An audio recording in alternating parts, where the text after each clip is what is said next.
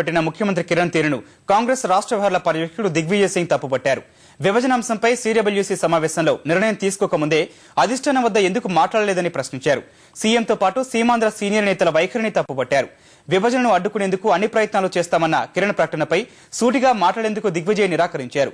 తెలంగాణ ఏర్పాటుకు తాము కట్టుబడి ఉన్నామని పునరుద్ఘాటించారు. Well, that may be a statement, but I don't agree with him. So do you think continuation of this situation will be proper for the Congress and Deputy Chief Minister is... We are committed for the creation of the state of Telangana and a full support to the Seema Andhra issues. Full support to all the people who belong to Seema Andhra but are staying in Hyderabad. We shall give them protection. We shall continue for the next 10 years the issues of recruitment and the issues of admission in colleges.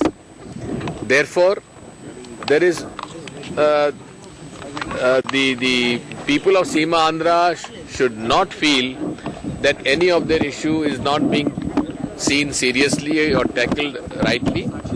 We are committed to address to all the concerns of the Seema Andhra people. Let's see. His resolution says it's a wrong decision. It's a whole. It will affect the linguistic state concept. First state is. Why did Mr. Kiran Reddy not take up the issue with the leadership before the working committee resolution? Why did the people of the senior leaders of Seema Andhra did not raise this issue effectively before the leadership when the issue of Telangana was being discussed, when the issue was being discussed in the all-party meeting? These issues should have been raised then rather than raising these issues after the working committee decision.